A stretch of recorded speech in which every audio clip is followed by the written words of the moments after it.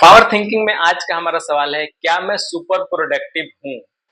आपको खुद से इस सवाल का जवाब लिखना है और सोचना है कि क्या आप सुपर प्रोडक्टिव हैं। सुपर प्रोडक्टिव का डेफिनेशन अलग अलग लोगों के लिए अलग अलग होता है, बट एक बेसिक सा कंसेप्ट है कि किसी काम में अगर कोई भी आप काम अपने हाथ में लेते हैं, किसी भी काम को प्लान करते हैं, तो उसमें अपना 100% नहीं बल्कि आपको 200% देना है। आप 200% देंगे तो अगर आपसे कुछ कमी भी हो जाती है तो उनको माइनस करेंगे तो फिर भी आप 100 से ऊपर ही रहेंगे। तो इसे ही हम बोलते हैं सुपर प्रोडक्टिव। मतलब ये कि अनसक्सेसफुल होने का तो चांस ही नहीं है। अगर सक्सेस है तो सक्सेस को भी आप बहुत with in A time limit, मान लो कि आपने किसी काम को लिए आपने फिक्स किया कि मुझे इस काम को 10 घंटे में करना है। अगर आप सुपर प्रोडक्टिव रहेंगे तो उस काम को आप 2 घंटे में कर लेंगे, बाकी का 8 घंटा आपका बच जाएगा। तो इस लेवल का इफिशियंसी और इस लेवल का टैलेंट हमें अपने अंदर जनरेट करना है और अपने आप से आपको पूछना है कि क्या आप सुपर टैलेंटेड हैं, सुपर प्रोडक्टिव हैं। अगर सुपर प्रोडक्टिव आप हैं तो फिर समझिए कि आप बहुत जल्द ही जो आपका ड्रीम है, जो आपका एम्बिशन है, जो आपका लक्ष्य है, आप उसको अचीव करने वाले हैं। क्योंकि वे लोग कभी सफल नहीं होते हैं जो काम में बोलते हैं कि मैं अपना 100% दे रहा हूं। क्योंकि 100% आप तो दे रहे हैं, लेकिन क्या होता है कि जाने अनजाने हम उस जो हम 100% तो देते नहीं है। क्योंकि क्या है कि मान लीजिए कि दुनिया आपके अकॉर्डिंग नहीं चलती, बहुत तरह के ऑब्स्टेकल हैं जो आपको पीछे धकेलने के लिए खड़ी रहती है। जब आप किसी भी काम को शुरू करते हैं तो अगर आप 100% देंगे और मान लो उधर से वो ऑब्स्टेकल आपको 10-20% पीछे धकेल दिया, तो आप 70-80% ही दे पाएंगे।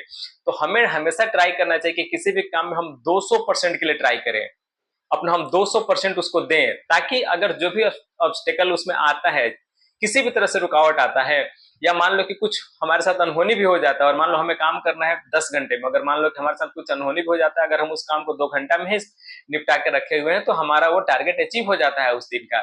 तो देखिए, बहुत सारे जो अननोन फैक्टर है ना आपके तरफ इर्द गिर्द घूमते हैं, और आप ये मत मान के चलिए कि आप जैसे जो प्लान बनाते हैं सीधा उसी वे में आप चले जाएंगे बढ़ते हुए। आप बिल्कुल नहीं जाएंगे, क्योंकि उसमें बहुत तरह की रुकावटें आती हैं जब हम किसी भी काम को स्टार्ट करते हैं। देखिए, पेन पेपर लेकर प्लान बनाना, उस पर नोट डाउन करना और उसको एग्जीक्यूट करना, दोनों में जमीन आसमान का फर्क है। तो कभी भी आप कोई भी प्लान बनाए तो हमेशा उसको 200% का टारगेट रखें। मतलब उसको मुझे डबल मेहनत से, मतलब डबल इफेक्टिव होकर उसको काम करना है, ताकि रिजल्ट को हम आसानी से अचीव कर सके। आप अगर 100% देंगे तो फिर जो ऑब्स्टेकल क्रिएट होगा उसके अकॉर्डिंग आपको पीछे धकेलते धकेले 50% पर लेकर आएगा। आप 150-200% का लक्ष्य रखेंगे कि मुझे इस काम को 150% मन से करना है, इसमें मुझे अपना 200% देना है, मुझे डिस्ट्रैक्ट नहीं होना है।